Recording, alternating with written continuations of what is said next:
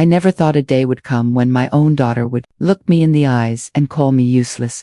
The word didn't just sting, it carved itself into the deepest parts of my chest and settled there like ice. That it happened on a quiet Sunday afternoon. I had woken up early to prepare her favorite breakfast, parathas, with butter and sweet chai, just like she loved as a child. I knew she would be visiting for the first time in weeks, and I wanted everything to feel warm and familiar, like the home she grew up in. She came in wearing expensive clothes and sunglasses even though it was cloudy outside. She tossed her handbag onto the sofa, barely glancing at me. "Hi, Mom," she said, scrolling through her phone. I smiled, like I always did. "I made breakfast for you." She didn't even look up. "I'm not hungry." I forced out another smile. "You used to love." She cut me off. "That was years ago. I'm not a child anymore." I stood there awkwardly, feeling the warmth drain from my face. She finally looked at me, not with kindness, not with recognition, but with the impatience you'd have toward a stranger holding you up in a line. Then she said it. The words fell from her mouth like venom. "Mom, honestly, you're just useless. You don't understand anything. You're stuck in the past." I'm tired of pretending.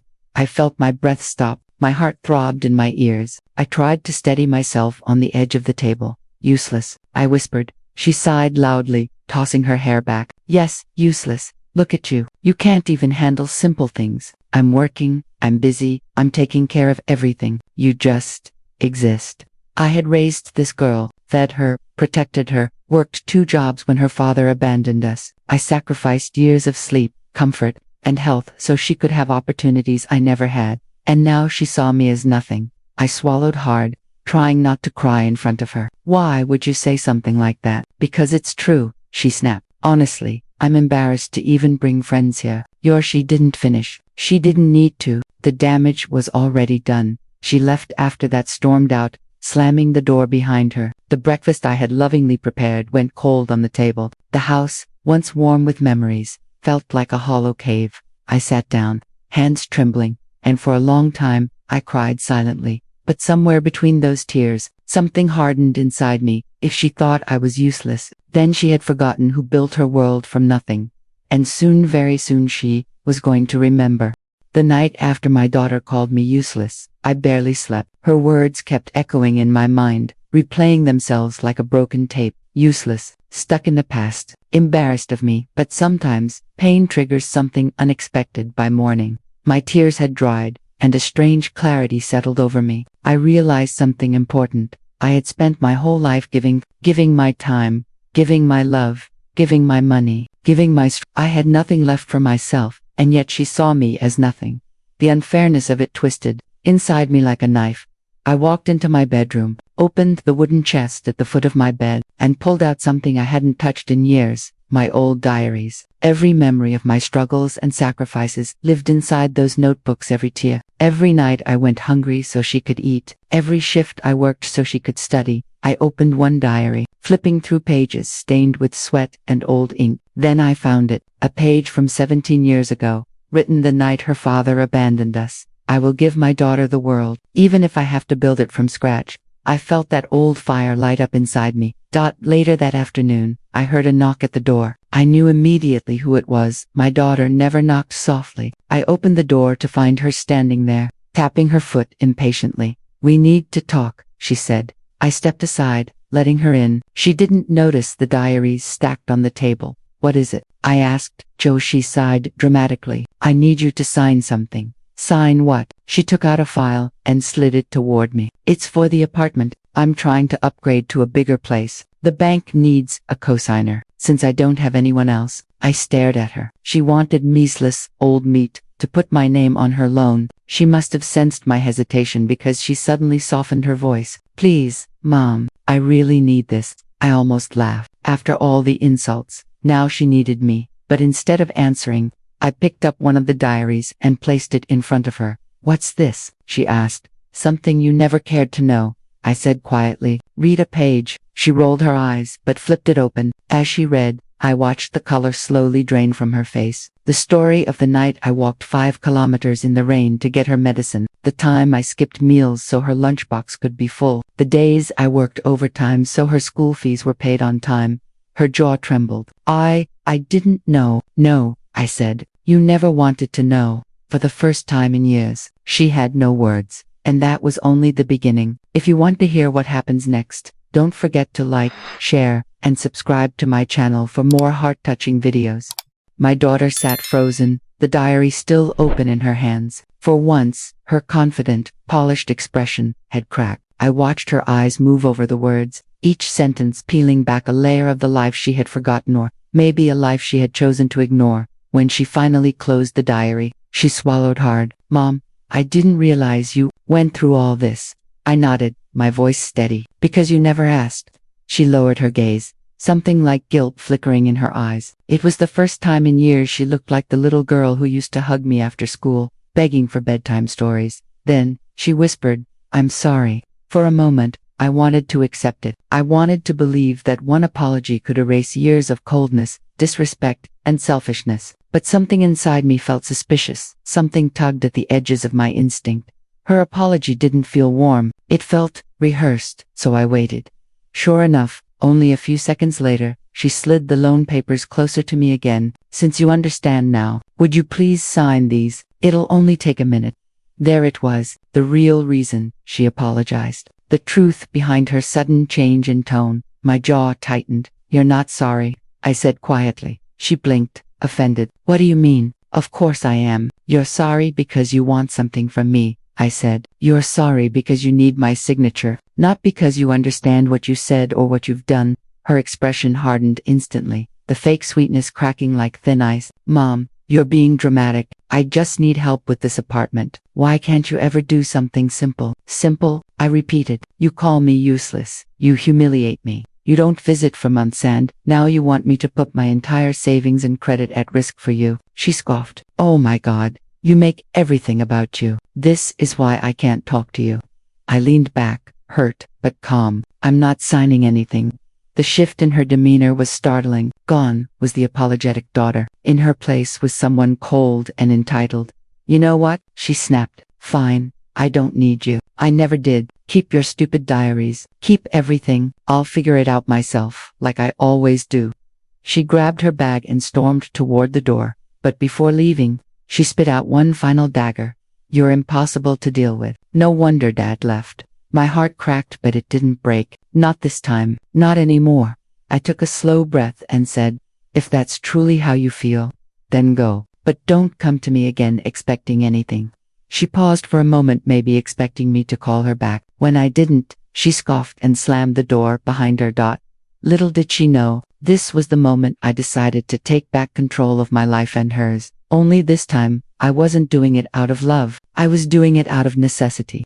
2 days passed after my daughter stormed out of my home, leaving behind only the cold echo of her final words. I kept replaying her sentence. No wonder Dad left. It hurt, but it also opened my eyes. She didn't just disrespect me. She blamed me for the very sacrifices I made to protect her. But fate has a strange way of revealing the truth. On the third evening, as I was watering the plants in my small garden, my phone rang. The screen lit up with an unknown number. Normally, I never answer such calls, but something inside nudged me to pick up. Hello, a hesitant voice replied. Is this Mrs. Sadiq? Yes, who is this? This is Nadia from Al-Omar Bank. I'm calling regarding your daughter, Ms. Aisha. My heart tightened. What about her? The woman cleared her throat. Ma'am, she applied for a loan recently, but her application has been rejected due to unpaid credit cards and outstanding debts. She listed you as a potential guarantor. I'm calling to confirm if you authorized her using your name. I froze. Unpaid debts, credit issues. She had kept all of this hidden from me. No, I said firmly. I did not authorize anything. The woman's voice softened. Thank you. In that case, we will proceed accordingly. But, ma'am, there's something else. Your daughter is currently under financial review. If she doesn't settle her pending dues soon, her account may be frozen. A wave of shock washed over me. My daughter, who mocked me for being useless, who flaunted her expensive clothes, her outings, her fancy apartment, was drowning financially. Thank you for informing me, I managed to say. After the call ended, I sat down on the edge of my garden bed, my hands trembling slightly. The truth was unfolding piece by piece. My daughter wasn't just disrespectful, she was reckless, irresponsible, and hiding a life built on lies. Later that night, she finally called me. Her voice was jumpy. nervous. Mom, hey, I need to come over tomorrow. To insult me again? I asked calmly. No, I didn't mean what I said before. Can we just talk? I could hear the panic beneath her fake gentleness. Come if you want, I said, but don't expect me to fix your problems anymore. She quickly added, Mom, please don't say that. I really need your help. There it was, the truth behind every apology, every soft tone, every sudden visit. She didn't want me, she wanted rescue. But this time, I wasn't saving her. This time, I was going to show her what real consequences looked like. For the first time in years, I felt a quiet strength rise inside me, a strength I had forgotten I possessed. And tomorrow, that strength would change everything. If you're ready to hear what happens when she comes back, don't forget to like, share, and subscribe to my channel for more heart-touching videos. The next afternoon, the doorbell rang right on time. I already knew it was her. My daughter had always been punctual when she needed something. I opened the door to find her standing there, looking different from her usual confident self. Her eyes were puffy, her makeup smudged, and the expensive handbag she always flaunted looked almost out of place against her trembling posture. Mom, she whispered, her voice cracking. I stepped aside without saying a word. She walked in slowly, as if she was entering a stranger's home. Maybe she was, because the mother who always said yes to everything was gone. She sat on the sofa, twisting her fingers together. For a moment, she stayed silent. Then suddenly, the tears came, loud, dramatic sobs that filled the room. I'm in trouble, she finally choked out. Serious trouble. I sat across from her, my expression calm. I know. She froze mid. What do you mean? You know, the bank called me, I said. They told me about your debts, your credit, the rejected loan. Her eyes widened in shock, and then, for a split second, I saw something ugly flash across her face, anger that she'd been exposed. But just as quickly as it appeared, she hid it behind tears again. Mom, please, it's not my fault, she cried. Things got out of control. I needed money for rent, and then I bought a few things, and I thought I could manage, but everything just fell apart. I raised an eyebrow. A few things. She looked away, ashamed. Okay. Maybe more than a few, but everyone my age lives like this. Everyone has loans and credit cards. Why is it such a big deal? Because you act like you're better than everyone else, I thought. Because you insult the same mother you now want money from. Because you never respected the hands that fed you. But I didn't say any of that. Not yet. And why? I asked softly. Did you call me useless if you needed me this badly? She covered her face with her hands. Mom, I was stressed. I didn't mean it. You meant every word, I said firmly. She looked up, startled by my tone. I have worked my entire life to make sure you never lacked anything. And still, you made me feel like I was nothing. My voice didn't break, it was steady, stronger than hers. She wiped her tears and shifted uncomfortably. Mom, I know I messed up, but please, just help me this once. Sign the papers. I promise I'll fix everything. I stared at her for a long moment. This wasn't an apology. This wasn't remorse. This was desperation wrapped in manipulation. No, I said gently but firmly. She blinked. What? I'm not signing anything. I'm not paying your debts, and I'm not saving you from consequences you created. Her tears stopped instantly. Her face hardened. You're making a mistake, she hissed. If you don't help me now, you'll regret it. But she didn't know something important. I wasn't afraid of her threats anymore. I had a plan of my own. Her words, you'll regret it, hung in the air like smoke. But instead of fear, I felt something else. Clarity. A quiet, unshakable strength I didn't know I still had. My daughter had spent years treating me like an old, helpless burden. And now, for the first time, she was realizing the truth. I had more power than she ever imagined. She stood up abruptly, pacing across the living room, her heels clicking sharply against the floor. You don't understand, Mom. I can lose everything. My apartment, my job. People will think I'm irresponsible. I folded my hands calmly. But you are irresponsible. Her eyes snapped toward me, furious. So what? You want me to beg? You want me to crawl on the floor and cry? Is that what you want? No, I said softly. I want you to grow up. She froze, stunned by the simplicity of my words. You've lived your whole life believing the world owes you something. I continued. You think success is about clothes and makeup and showing off. But all those things were built on lies, on money you didn't have, and on a mother you never respected. She opened her mouth to argue, but no words came out this time. This is your chance to rebuild your life honestly, I said. Start fresh. Learn discipline. Learn gratitude. Learn responsibility. Her voice cracked sharply. That's easy for you to say. You had nothing to worry about. I almost laughed. Nothing. I raised you alone. I worked double shifts. I sold my jewelry when you needed school fees. I went through storms you never even knew existed. She sat down again, her anger slowly melting into exhaustion. So that diary, all those things, they were true. Yes, I said. Every word.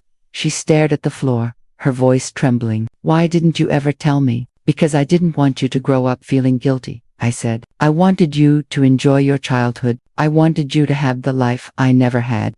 A long silence stretched between us.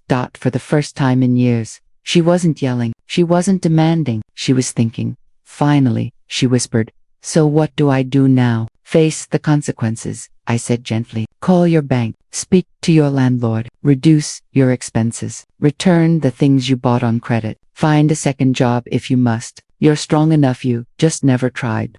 Tears slowly filled her eyes again, but this time, they weren't manipulative. They were real, small, quiet tears of realization. I don't think I can do it alone, she whispered. You don't have to do it alone, I said, but I won't do it for you anymore. She looked up, hope flickering in her eyes. So you won't abandon me. I would never abandon you, I said, but I will finally let you learn. She took a deep breath, and for the first time, I saw determination replacing entitlement. Maybe, just maybe, she was changing, but she still didn't know the biggest twist of all. I had been planning something in the background that would shake her entire world, and she would discover it very soon. If you're ready for the shocking twist in the next, don't forget to like, share, and subscribe to my channel for more heart-touching videos. For the first time in a long while, the house felt calm after my daughter left that evening. No yelling, no slamming doors, no bitter words thrown like knives, just silence, and a strange feeling of closure. But her tears, her fear, her desperation, they had revealed something I had suspected for months. My daughter had become fragile in all the wrong ways. Strong on the outside, hollow on the inside, confident in public, crumbling in private, and it wasn't just because of debt, it was because she believed she would never truly fall, because I was always there to catch her. That's when I realized I needed to finally do the one thing I had avoided for years, set her free from my shadow. The next morning, I called my lawyer, Mr. Farouk, a kind older man who had helped me with documents in the past. I need to update my will, I told him. He hesitated. Is everything okay? Yes, I said, but things have changed, and my daughter needs to learn to stand on her own 2 feet. He understood immediately. Come by my office today. We'll prepare everything. When I arrived, he brought out the old will I had made when my daughter was still in university. Back then, I left everything to her. The house, my savings, my land, even the small business I had quietly invested in. He placed the old document in front of me. Shall we start fresh? I nodded. Yes, remove her name. He blinked in surprise. All of it, I said firmly. Every asset, every property, every account. She needs to build her own life, not wait for mine to end, so she can take over.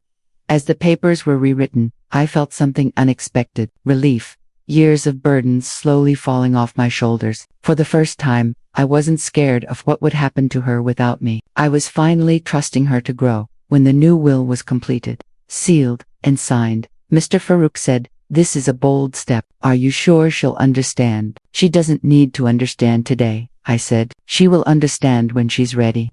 Before leaving, I did something else, something important. I wrote a letter to my daughter. Not a bitter letter, not a revenge letter, but a letter from a mother who had given everything, and now needed to let go. I placed a copy of the new will inside the envelope, sealed it, and locked it in my bedside drawer. That night, my daughter called again. "Mom," she said softly, "I talked to the bank. I'm trying to fix things. I wanted you to know." Something in her voice had changed. Not pressure, not manipulation, but humility. "I'm proud of you," I said. She exhaled shakily, as if those words gave her strength she hadn't felt in years. But she had no idea that soon she would discover the will, and her reaction would determine the future of our relationship, for better or for worse. A week passed quietly. My daughter was surprisingly consistent, calling me every evening, updating me about her efforts to fix her debts. She had sold her designer handbags, returned some items she bought on credit, and even started looking for a part-time job.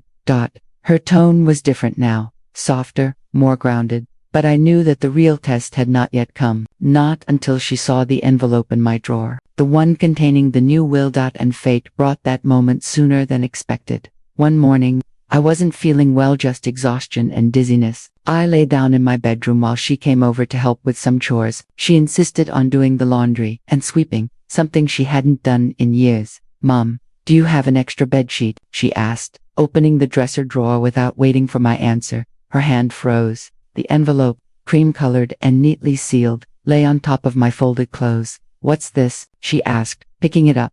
My heart tightened. "A letter," I said. "For you?" She glanced at me, uncertain. "Should I read it?" "Yes," I said. "Now." She sat beside me, carefully tearing open the seal. The room felt heavy with silence as she unfolded the letter. Her eyes moved slowly across the page, the apology I had written, the explanation of my love, and finally the part where I had removed her from the will. At first, she didn't react. She just read, then reread. Then her hands began to tremble. "Mom," she whispered, her voice shaking. "Why? Why would you do this?" "Because," I said gently, "I want you to build your own life, not wait for mine to end. You have been so afraid of falling that you never learned to stand." Tears welled in her eyes. "But you think I don't deserve anything. You deserve everything you earn," I said softly, "not the things you expect for free." She covered her face and sobbed. Not the angry, manipulative crying from before this time. It was raw, real, the kind of tears that come from facing yourself for the first time. "I was horrible to you," she cried. "I was selfish, arrogant. I hurt you so much. I don't deserve a single thing in that will." I reached out and held her hand, a gesture she hadn't allowed in years. "You don't need my will to know you're my daughter," I whispered, "but you needed a wake-up call. This letter was that call." She leaned her head on my shoulder, crying quietly. "Mom, I'm going to change. I swear. Not for money, not for the house, for you." For the first time in years, I felt hope, not the naive kind, but the kind that grows from truth and accountability. "I believe you," I said, "but it will take time and effort." She nodded. "I'll earn your trust. And if someday you think I deserve a place in your will again, then maybe you'll add me back." I smiled. Maybe, and for the first time, I saw in her eyes, not entitlement, but humility, not expectation, but responsibility. And just like that, our story of pain finally became a story of healing. If you enjoyed this emotional journey, don't forget to like, share, and subscribe to my channel for more powerful stories.